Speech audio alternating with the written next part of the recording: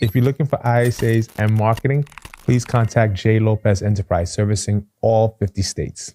Let's go. Jimmy Mortgage, your favorite lender, mortgage advisor, lending out through the tri-state area. Today is Let's Talk About It. I have a special guest. Let me be mindful. Let's Talk About It is a platform that talks about financial literacy, home ownership, and any type of entrepreneur things you got going on. This is the platform that we use to help you educate and bring on folks to help enlighten that language. So today I have a special guest, my man, Nile from all over New York. He kills it, crush it, owning Manhattan, top producer, Serhant team.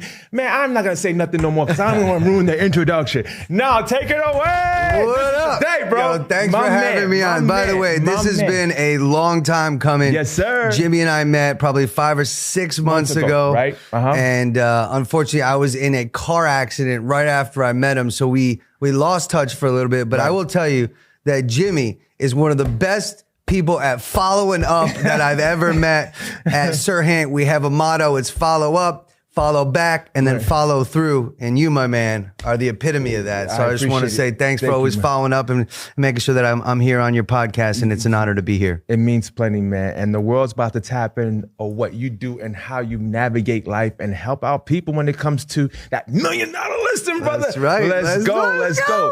But now, first of all, I want to give you compliments because recently you got an award from Red. Yep. My man was a top producer at Serhant. That's right. Let's talk about it. For those who don't know what Red is, break it down, brother.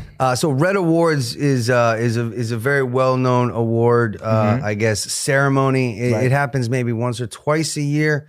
But this year, and it's also in multiple cities, not only in America, but it's actually going to be global as well. Okay. So those awards will continue to go in different cities around the world. But I was awarded the Luxury Broker of the Year award in New York City, which I mean is an incredible honor considering it's the most competitive real estate market in the world. Well, we're going to talk about that because my man right here did over $500 million in sales. Bro, like, how you're climbing up the charts? Like Jay said, the numbers don't lie, bro. They had to give you that award. They had to. My man was walking in like that. Talk to me. Right, brother? Like, what's that feeling like, bro?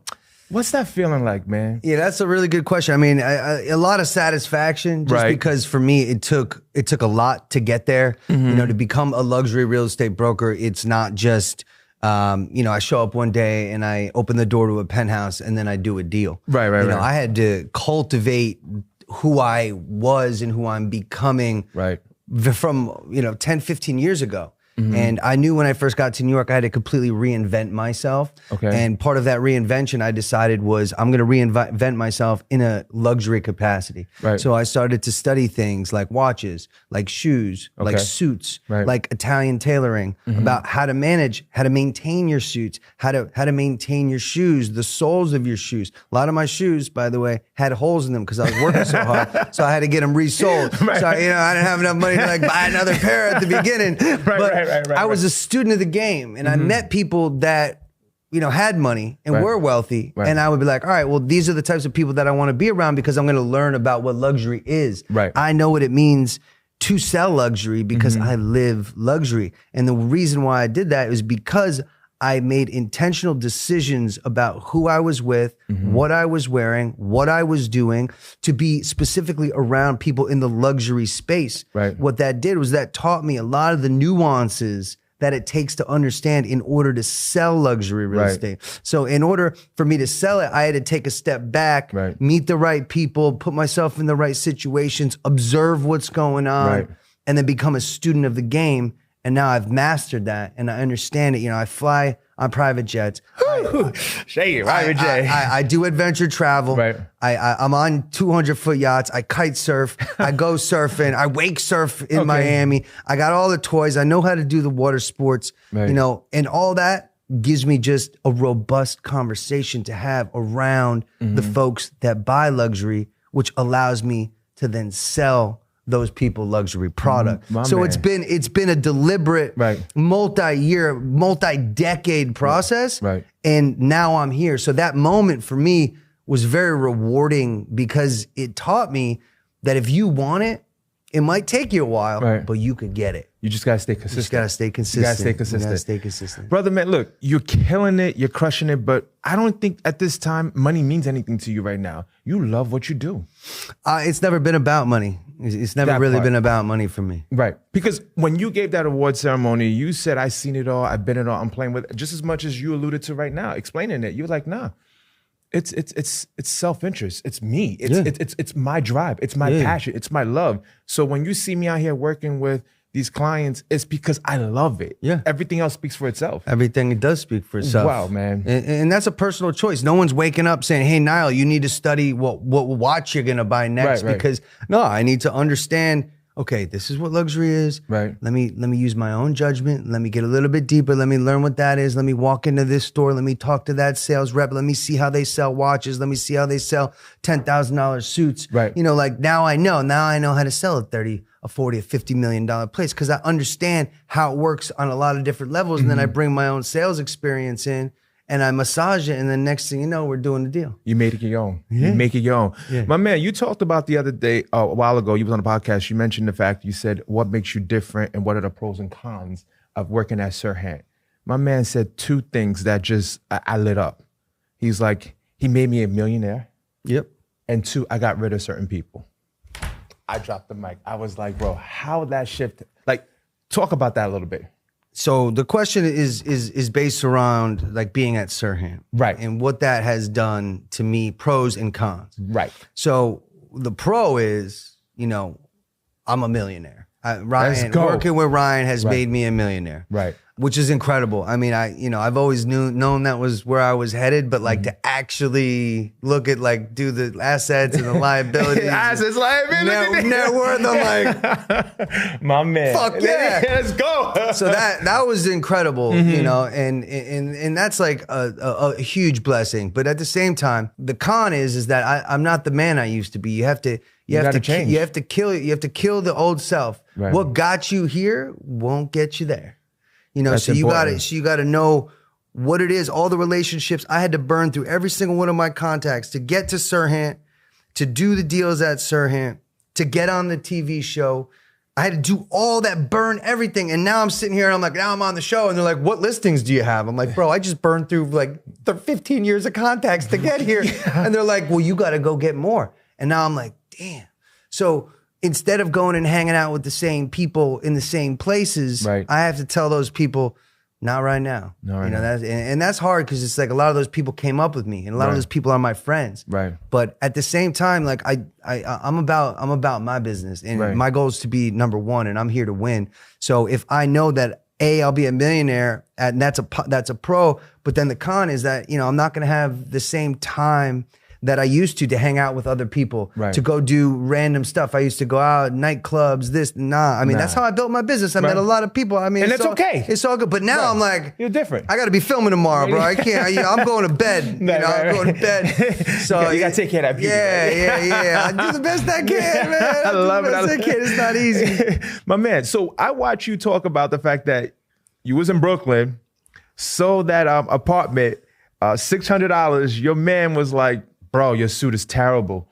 Like, I'm not working with you. I'm going to go someplace else. Checked you, and you was like, yo, nah. Wait, did he just do that to me? And I kind of know this dude, and he's not giving me what I deserve because we had a conversation because of a bad suit, and I only made $200 in Bushwick, Brooklyn. What the F is going on, bro? What happened? And now you're like, yeah, you changed that. Yeah, let me clarify that a little bit. Go ahead, brother. Expand that. So when you're talking about $200 in Brooklyn, so the $200 was my first ever deal I did. It was a $600 a month rental. It was the first ever showing that I had.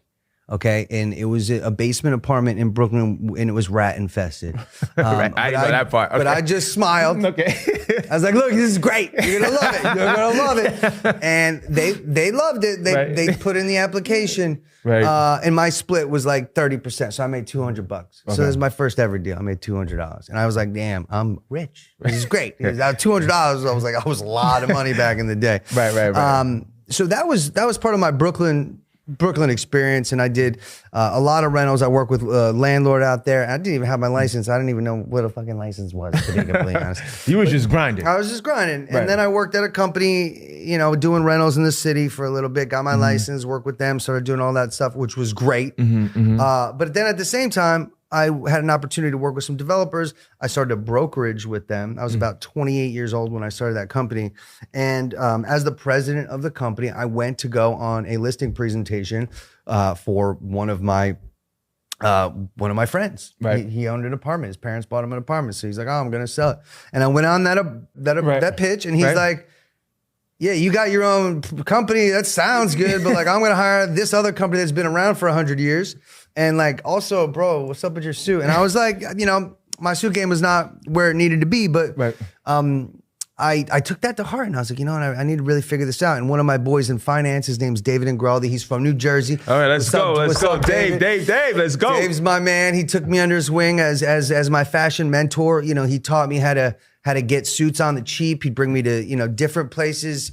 You know, sample sales here, discount sale. And one thing that stuck with me, I remember one time we were walking into Brooks Brothers for a sample sale, and we were walking out front, and this guy comes in wearing this boss suit, this hat, he had a cigar. Oh. We stopped him. We're like, hey, man, yo, inside, there's the sale for Brooks Brothers. We're like, you gonna go in? Right.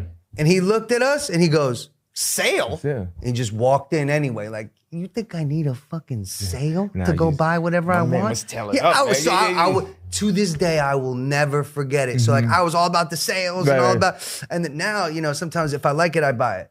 You know, I'm not That wasting feeling. too much time. So it's like, if I like it, I buy it. And everyone's like, wait for the sale. I'm like, sale? Like, so I say that now. And back in the day, you was like, yo, you was jumping in. You was like, yo, sale, let's go. Nah. I'm going to give you the socks. I'm going to make sure I'm good, right? You know how we do it, right? The black fleece. You know, I was doing it. Right.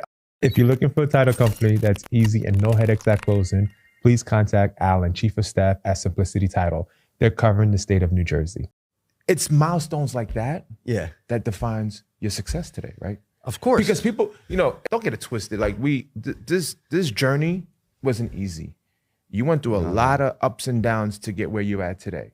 But we celebrate it now because it's where you at, bro. Like, you take life for what it is. You make the best of it. Right. But you always remember from inception what got you to get here today, right? Yeah. And you did that call to action the other day. I saw you talking to your old self.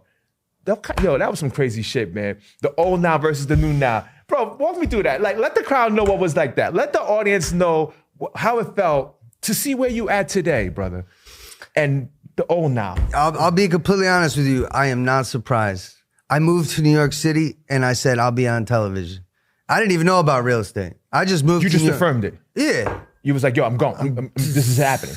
The reason being is my senior year playing football at Trinity College, I made a vlog every week, a video vlog. And that video vlog was me acting a fool, like really, really crazy. And everyone was like, damn, you're nuts. And my coaches were like, stop doing that. Like, you're talking shit. Like, I'm putting it on YouTube. I'm putting that YouTube on Facebook. I'm poking the other team's quarterback. They're like, out of bounds. I had to mic myself up. I had a microphone on me while I was playing.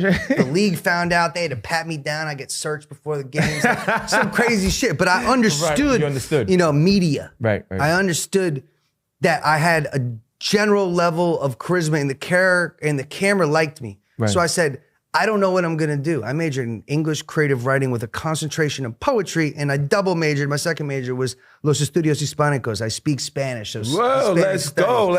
I learned because, you know, my teacher's like, man, you might have a knack for this Spanish thing. I'm like, I don't think so, bro. He's like, you like women? I'm like, yeah. He's like, would you go to Spain and hang out? I was like, sounds about right. All right. He's like, so you want to major in it? I'm like, yeah, what the hell? Might as well. So I did it. And, you know, I speak Spanish now, which is absolutely like incredible for a gringo. I'm from Connecticut, man. So it's like, I throw people off like heavy. They're like, wait, who are you? Right. But overall, I said, you know, when I come to New York, I'm going to make sure that I don't really think too hard about it. My friend bought a house. I was living on an air mattress in Bed-Stuy. I was like, I'm going to just make it on TV. And, you know, I got into real estate because the gentleman who sold my friend the house, who I ended up working with, he saw me playing video games, was like, what the hell are you doing? I was like, I don't know. He's like, you look like you know people with good credit. I'm like, I do. He's like, great, you work for me. I was like, I work for you? Let's go. Like, all right. Fuck it, let's do it. And then I made $200 like a week later. I'm like, man, I'm rich. This is gonna work. Right. So I got into it, and then, you know, the $1 Million Listing thing came out. And the story about that is that I watched the first season of $1 Million Listing, and then I said, I'll never watch another episode. Ever, and I haven't.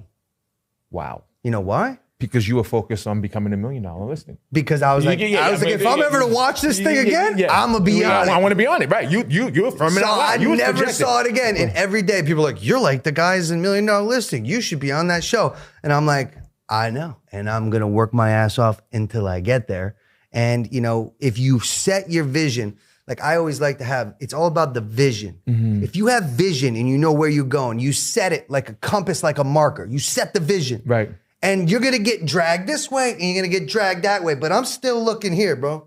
I don't care what's happening. You wanna push me down? He's focused, brother. He's focused. And I'm always going towards the vision. And I took, what happened was in 2019, I got an opportunity to be on a Bravo TV show called Camp Getaway. And I was gonna be a camp counselor. And everyone like was like, damn, like that's kind of stupid. Like you're a real estate guy. Like, and I was like, you know what? This show's on Bravo. $1 Million Listings on Bravo. So if I get on this stupid show, then I'm gonna be able to get on that show because I'm gonna be the star of this show because I don't give a fuck. Right. And I'm gonna get on. So I did one season there, and then my producers were like, oh, you did a great job here. We have a slot for season 9 of $1 Million Listing. Would you like to, you know, bring a buyer? Bingo. Let's go. So now I'm on one Bravo show, then I get on season 9 of the next one, and then I get a call from Ryan Serhant. And as soon as I got that call, I was like, you know what? This guy's crazy. Ryan is a psycho. No, not like in a bad way, but he has such an intense vision. Right. And I knew, I just knew. I was like, this guy's gonna do something big. So I was like, I had this experience on Bravo. I just got on $1 Million Listing. I leveraged that. I got in, I was agent number 10 at Serhant, one of the founding members for the whole company. And then as soon as it started to take off, then he's like, hey, by the way, we are going to interview with Hulu, Netflix, and Peacock for a reality show. Just dropped it on you. Motherfucker. I was like, I made a big bet. I was at Compass. I had stock. Right. I let it all go. Everyone's like, dude, you're losing hundreds of thousands. Like, you're crazy. And I was like, yeah, I don't care about anybody else's golden handcuffs. Right. If I'm going to make a bet, it's going to be on myself going to this guy because that guy's good at media. And I know that I'm good at media because I've been on 2 reality shows already. And I did a vlog. And I've been doing this since 2003. You aligned with him already from jump. Already. He was carrying cameras at college basketball, college football. Just so you know, that was in 2007. When I showed up to the interview with Ryan Serhant, I pulled out hard drive, GoPro, other GoPro, Canon 5D Mark II. He was like, dude, what are you doing? And you know what was the worst part?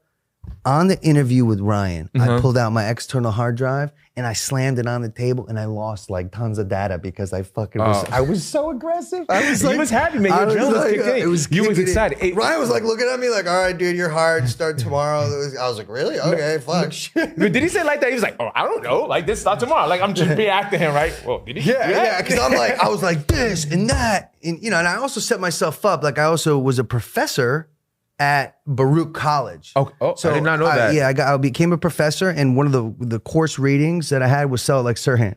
So like part of like Sell Like Serhant was in Baruch College. No, it was part of my curriculum. Your curriculum that I made the people read. They're like, this doesn't look like a type of. I'm like, yeah, you're gonna read it anyway because you need to know how to fucking sound like Serhant. Baruch may come after your money. Yeah, it's okay.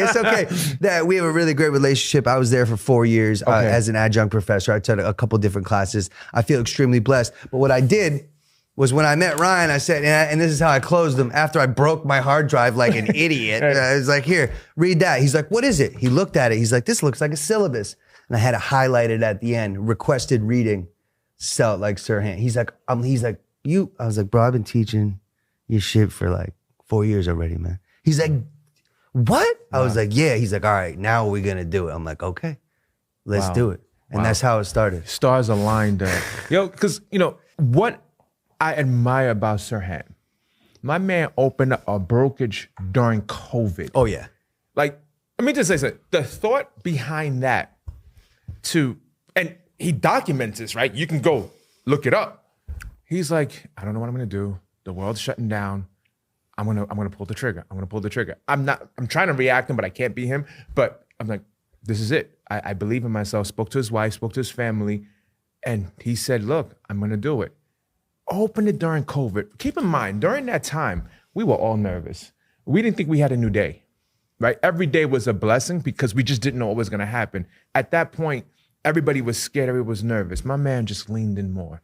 He took one step in front of the other. He said, look, we're gonna make it happen, and I'm gonna own New York City. That's fucking right, bro. That right there, if you're looking for leadership, just, again, man, just YouTube this guy, man. He's just, like, the culture that he's got going on, it's a simple system. Sell it. Sell it, right?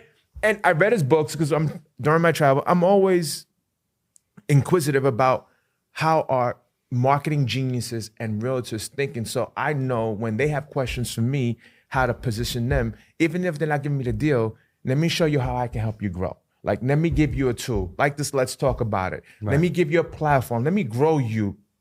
Maybe this client may not good for us, but our relationship is good for us. Absolutely. You know what? That is so important because what Serhant got going on, and y'all changing the globe, bro. Y'all changing the globe. Every now and then I'm seeing, we're in this state here, we're in this state here. And I'm like, dog, that shit is amazing, man. Looking for a real estate lawyer servicing all real estate need? Please contact John Georgie, servicing the state of New Jersey. So let me ask you this question. When you hear people say, this real estate market sucks, what the hell you tell them? Let me tell you something real quick. The story you just told of Ryan Serhant starting a brokerage when everybody else was fearful in 2020 is exactly how I look at buying real estate. The best time to buy real estate is today or 30 years ago. Best time to buy real estate. The best time to buy real estate is today or 30 years ago. Boom. That's it. So when everybody's fearful, oh, Mandami, this, every broker from every market is emailing me, oh, when your clients leave New York, think of me in Georgia. I'm like, look, number one, my clients don't go to Georgia. Let me just start there, okay? I appreciate the email. Thanks, pal. But that's not what we're talking about right now. Number two, my clients don't give a fuck. Everyone's like, oh, the interest rates are at 7%. What are you going to do? I'm like, well, then you should probably find cash buyers. I don't care about the interest rate because I don't do interest rate deals. Guess what? You want it? Great. Wire the fucking money. How about that? Whew. That's I'm not. I don't mean, and I know. I get it. For 15 years of my life, I was doing the first-time home buyers. I was doing the assets and liabilities. We're talking debt-to-income ratio. We're doing all right. We're shopping mortgages. I don't even talk about Jimmy being a mortgage person right now. You're breaking it down. Right. Back in the day, we were shopping between 2.65 and 2.7. Like, well, 2.7 is a lot. It's like now it's like, oh my God, how cheap. What were we doing? Why were we not taking out loans? Who the hell? I just can't believe it. Like now it's a whole different ballgame. Now when people come back and then the rates are low, I'm gonna be like, buy the fucking deal. Well, it's a little overpriced. Shut up and buy the deal. Because over time, the problem is that the government just keeps printing money. And when they keep printing our money and they devaluing your dollar, you need to be buying assets. You need to hold on to something that appreciates, right? Okay, right. Like hard. This is why we have assets. some of this problem right now. Right. We can't keep up with the inflation, and therefore you're parking your money where it needs to be parked. I have a question for you. Oh, one more thing. I'm going to remind me about the question. It's about Trump, but. So we'll just get to the question because I'm going to forget if I do it. He just floated this 50-year mortgage thing. Makes no sense to me. I just want to know what your opinion is on this because I'm like, it's kind of a good idea because it's like, but it's also like indentured servitude. You were slave to the big banks because the reason why, look, it's a good idea. The intentions are there. I understand it. Right. But for $160, $200, take away one of your subscriptions. Stop having Starbucks. Right. I mean, I'm being honest with you. Americans, they don't like to say no to the Starbucks. No, we're addicted to debt. And so... That's true. That's what the society's built on. Right. And by him providing that, you're giving another excuse of, let's just jump into it. I get the conversation. No one lives in a home for 50 years, this and that. I get it. But the reason why I don't like it, we bailed out banks during 2007, 8, and 9. That shit was serious. And no one bailed my family out, and no one bailed out other families out. Right. So if that shit happens again, can you imagine what the hell's going to be happening? Right. Bro, I don't trust the government. Absolutely not. No, in 2007, 8, the sky was falling. Lehman Brothers, like, we saw all that happen. Streets was, it was like street disciples. Like, Mom, like, people can come and get you. Like, seriously. Right. And so now when he floats that out, like, people have short-term memory. Oh, it looks good. I'm going to save some money. Now, we bailed out these banks. And so, like you said, banks now, they're asking people for money now because some people are defaulting on their current debt right now. So you're going to give me a 50-year to be like, yo, take some of this alcohol. We're going to be all right? Right. No. We ain't doing that. No, absolutely not. All right, I just wanted to see. I was curious. Look, I'm not dealing with mortgages like I used to. So, I'm just like, 50 He's got wire numbers to worry about. I'm like, we got to make sure, you got to call the bank before the wire to confirm the details. We do that once a day. You love it. So I'm going to jump into it, man. So share some of the behind the scenes with owning Manhattan, bro. Like, it's coming out December. You're the shit. You're making noise. Drop some nuggets on what's gonna look like. So season 1 was an excellent season. Right. I think it set the baseline for what the business is and what the show is about. Right. And when you have a lot of cast members, everybody gets burned, meaning airtime. Oh, you give this person some burn, see how well they do. All right, cool. Yeah, everyone gets some burn. But season 2, it's like we know who the players are now, right? And whose name is on that board. Yeah, and now just because you're on the show doesn't mean you're gonna get the burn. You also got to bring it. You got to bring the deals. You got to bring the clients. You got to bring the drama. You got to bring the heat. You're working quadruple hard. So it's not just like, I'm gonna film in your place. Just to film in New York City, LA is different. You sign insurance, you film. Okay, sounds good. There's nothing to deal with. When you're in New York, you gotta get the co-op board to approve it, or the condo board to approve. Then the management company, stakeholders, everybody's involved. Right? Everybody, and then there's there's 3 different people, and all the different people looking at. And I'm like, and you have to manage that. Then and then I have a team in different markets. So I'm in Florida, I'm in Connecticut, I'm in New York. I have people everywhere. So I have that. Then I'm like working on these deals, and I'm like, so it's a lot, and it's not for everybody. But you have to be willing to put the work in and be a little crazy. And this season, you're going to see me be a little bit crazy. You saw the trailer? I saw the What is your initial thought? My man, you about to step to homie. You don't talk to my G don't talk to my Genesis. Don't talk to Genesis like that. We're not doing that. We're not doing that. Let me talk to you for a second, bro. Connecticut's about to come up in your face. That's what I'm saying, bro. Look, Connecticut, maybe I'm a G, bro. But let me tell you something. In that moment, I'll tell you why. A lot of people are like, oh, reality TV, is that real? Is that real now? Was that drama? Well, let me tell you something. On that moment, that day when you saw me step to that kid, you're gonna see the whole moment. That was just a fraction. I wasn't supposed to be filming that day. Oh. So for me, I was just in the office, and then I saw them come at Genesis and disrespect her with some fake news. And I was like, right now, I am not her cast member. You know who I am? I'm her leader.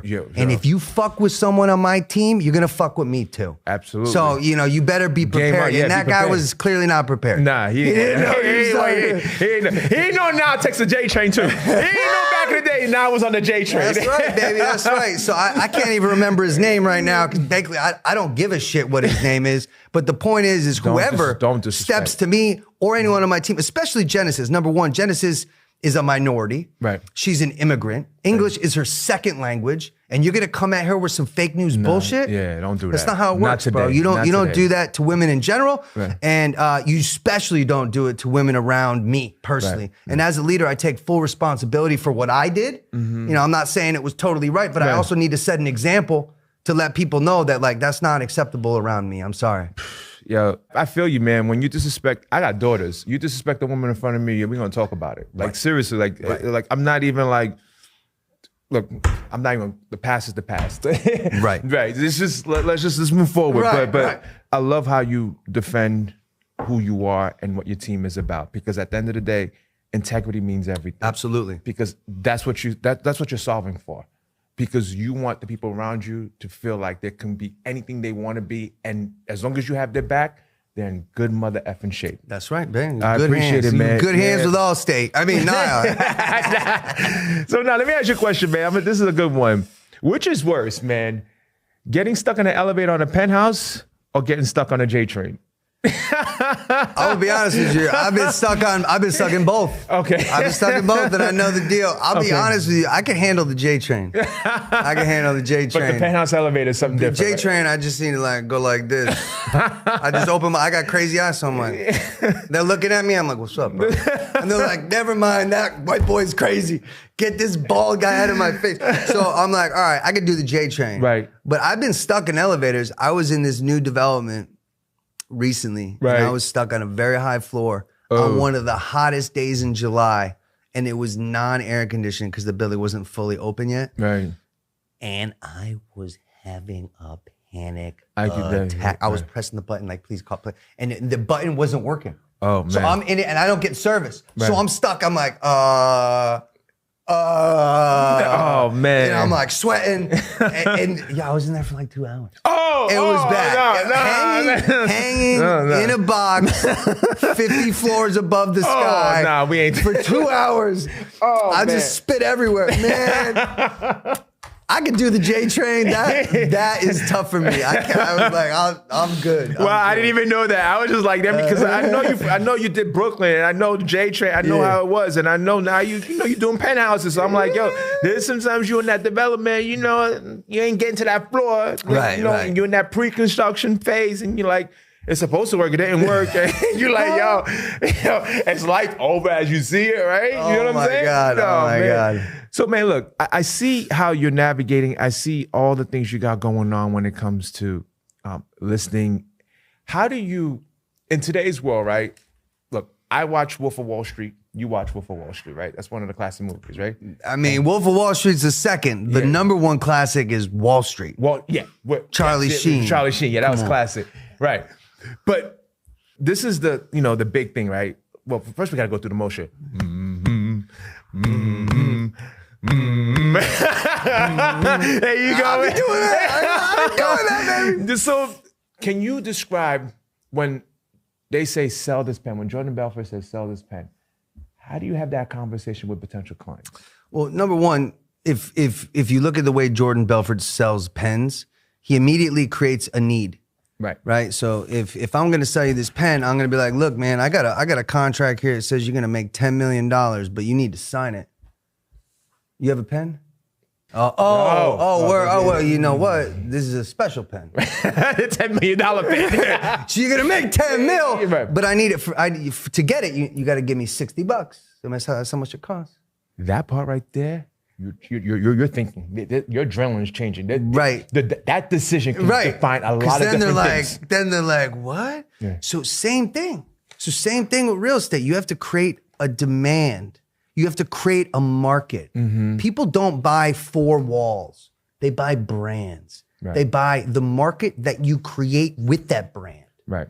And if you brand things in the right way and you create the market, you just make it a no-brainer. And by the way, when you're selling ultra luxury, it's like super chill. I'm like, how does this feel? Cool? You like it? Awesome. You don't like it? Let's get the fuck out of here. I don't care. And because I'm guiding them. Right. And then, they will get there on their own, but you just gotta like guide them and create the need and the demand along the way. And then right when they want it, it's like, maybe this one's not right for you. We'll go look at some more. We've looked at 15. Let's go look at 5 more. And they're like, no. And I'm like, oh, really? Why? And then they start selling me. There you go. You know why? This is a good question to ask because I watch Ryan use this, and maybe I'm jacking it up, but from my understanding, people don't know what they know until you let them know what they need. Something along the line. I'm jacking it up a little bit. Because I watched that man sell on the LES. It's a brown building across the street, and he calls it Tribeca West with a gray building with some flashing lights. And I'm like, you pay X amount of dollars to live here? Bruh, how did that happen? And Brian was like, look, there's a need. I know a developer. Let's solve that problem. Right. That's it.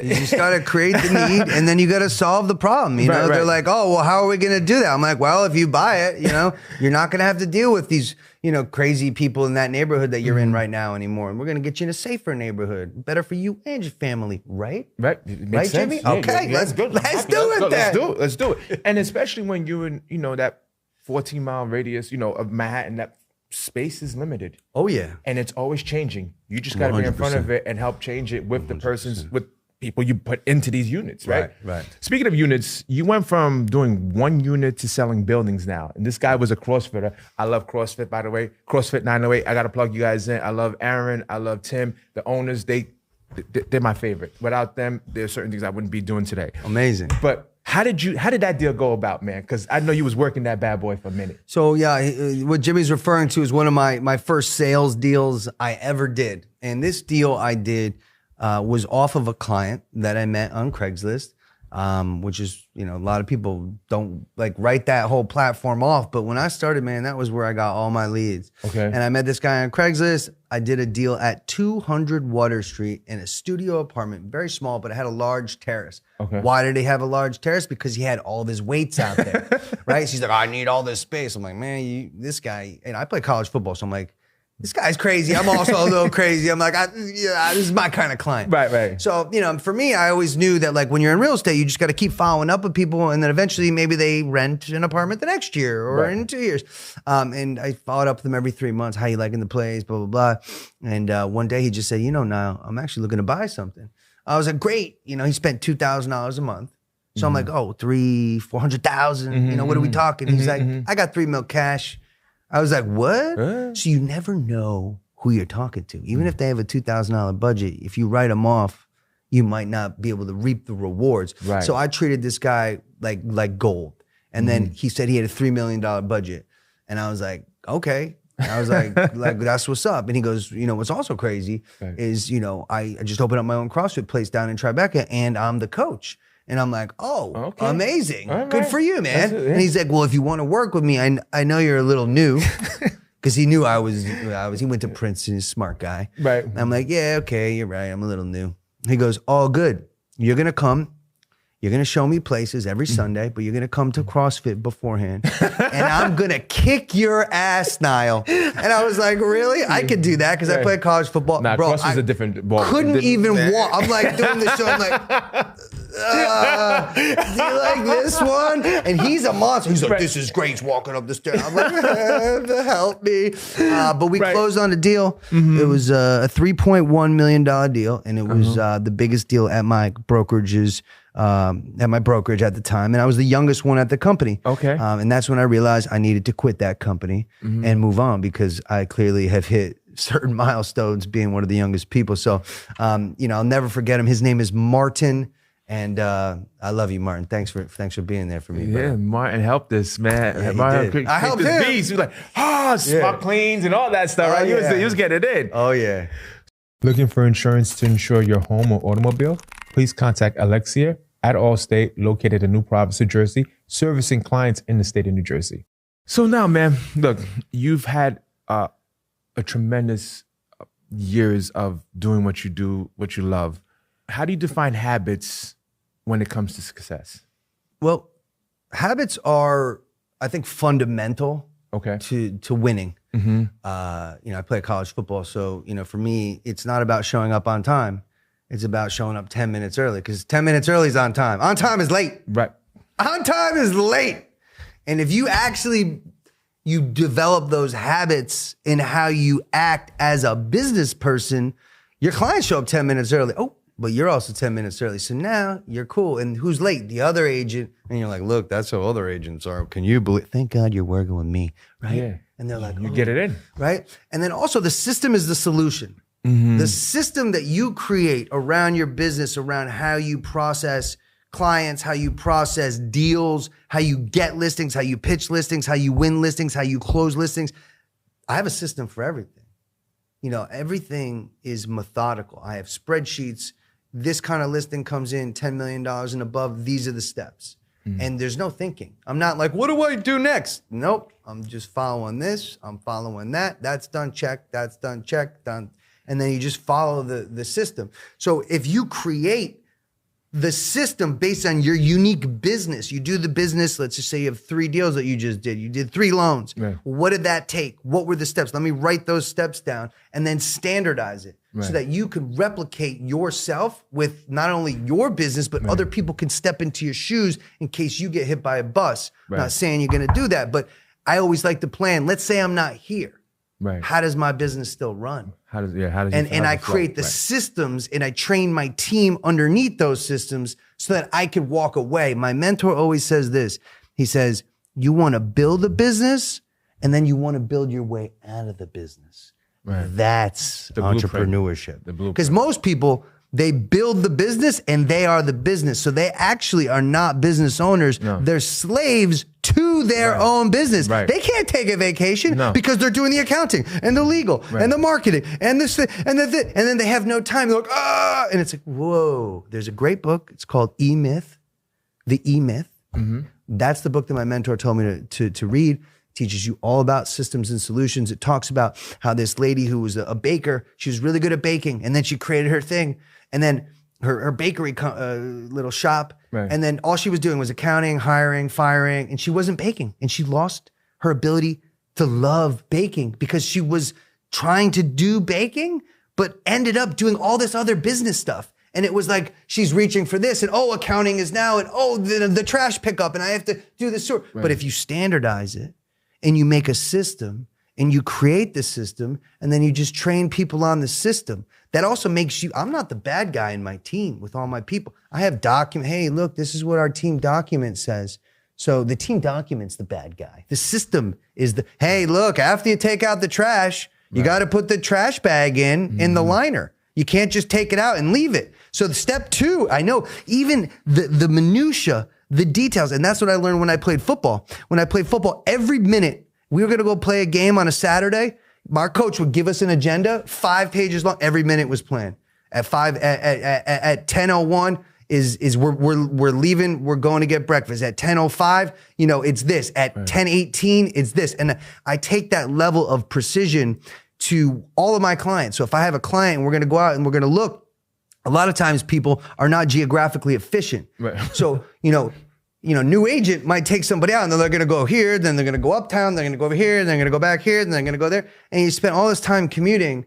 And the way I do it is with pin drop precision, especially considering my clients have time. Zero. My clients are like, I got 8 minutes to show me 15 places.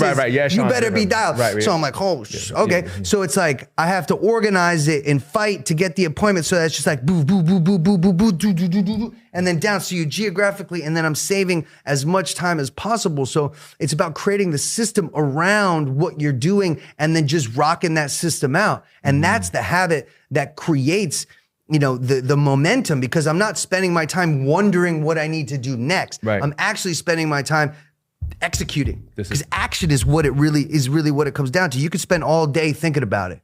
I love people. I'm thinking about it. I'm still thinking about it. Oh, what are you thinking about? What the fuck are you thinking about? So no, excuse me for swearing, but what are you thinking about? Because by the time it took you to think about this one answer 15 different ways, guess what? I already tried it 5 different ways, and I know method number 4 is what works, and I cut everything out, and now I'm iterating 4, how to make it better and faster. And you're still thinking about it. Well, I think if we do this, but the thing is, it's about being decisive. When you learn what decisiveness really is, it's like, no matter what you do, Jimmy, you're going to make a decision this way, or you're going to make a decision that way. And guess what? 50-50, it's going to work out. 50-50, it's not going to work out. But if you're going to be analysis paralysis, well, what if it doesn't work out? What if it doesn't? Who cares? You got to make the decision. If it doesn't work out, pivot. You just learned something new. Things don't happen to you, they happen for you. So I'm glad that happened to me. I'm grateful for it. Let me learn from it, and let me iterate and make it better. That's how I roll. Dropping some gems right here. Wow. Let me tell you something. For those who are in the real estate game, if you're hallucinating out now, look, There's no excuses. My man is giving you the 411, no filter, habits, cultivating, understanding, burning new bridges, letting shit go, understanding what your currency is. At the end of the day, that's what success looks like, because this journey did not happen yesterday. It did not happen last week. It happened when I said, I'm going to be on TV. My man. That's right, baby. I love it. I love it. Man, now I'm very grateful you came on. Let's talk about it. There's a lot of things that I'm grateful for, but this right here is special. 2 things happened to me in the real estate world today, man. I had now stepped into my platform. It's a big deal for me. And I was able to communicate to Ryan Clark through DM. I told him I want to be just like him when it comes to the pivot. How he talks football, but brings in personalities to sell and provide, talk, acknowledge, growth. He just goes in. And those 2 things happened to me this year. And it's a blessing. It's an honor. I'm just grateful, man. I don't even know what to do with all this energy right now, but you better put it in a bottle. Yeah. Bottle it up, because you got to go on to the next. I'm lighting it in a bottle, You got to go on to the next. And you know, you're doing it, man. I just want to give you a really big shout out. You know, this is a fantastic production. You know, I think you're doing a really good job with getting the right types of guests on. And, you know, it just seems like you have a really promising future with this. And like, you ask a lot of really good questions, and, you know, you put your time into it. And and then a lot of people do the podcast and they don't have anything written. It just kind of goes left and right. But you know, you're dialed in, you know what you're doing. You're working for the relationship. And at the end of the day, you know, whether we do a deal here, there, whatever, 5 years, you don't know. But like, eventually something will pop. And that's what we're in the business for. We're not in the business for, I'm just trying to do a deal one time and make that money. It's like, no. I'm here to build relationships. Man, and that's really what the whole business is. I don't care if you're selling mortgages or selling real estate. You know, it's a relationship-based business. And I appreciate you. And thank you for our relationship. It means a lot to me. Appreciate you, brother. Owning Manhattan 2 is coming soon now. People looking for you. Where can they find you, brother? You can find me on every single platform at Nile Lundgren. That's for X, that's for Instagram, that's for TikTok, that's for YouTube. You name it, I'm on all of it. December 5th, this is when season 2 of Owning Manhattan drops, only on Netflix. Please tune in, binge the whole season, because I'm going to be doing it. Are you going to be binging? I'm all day, every day, man. All day, every day. Yes. Yeah, man. Yes. Love it. Shout out to my wife for keeping me grounded. My kids keeping me humble. Scott, team, Jason, Kyla, everybody. I didn't do this by myself. Help came, and I'm grateful. This energy today, the world's about to turn again. Yes. I love it, man. It is. I love it, man. I appreciate your time, Mal. Thank you. Appreciate it. Let's talk about it. On your favorite streaming platform, everywhere. Just type in Jimmy Morgan. Let's talk about it. I'm there. Let's hit that go. Like button. Hit that subscribe button. Hit that notification bell. Boom. Let's go. Love it. Hey, listeners, are you looking to improve your home comfort and save on your energy bills? Let's talk about Seal Power. They've been awarded Energy Star Sustained Excellence Award, seen on Good Morning America, the New York Times, and World News. Seal Power is dedicated to keeping your home cozy while saving you money. Check out their website for tips and incentives and more at CIELPOWER.com. Stay comfortable and save with Seal Power, where comfort meets efficiency. Follow them on Instagram for updates and more, and let's talk about it as well. Thank you.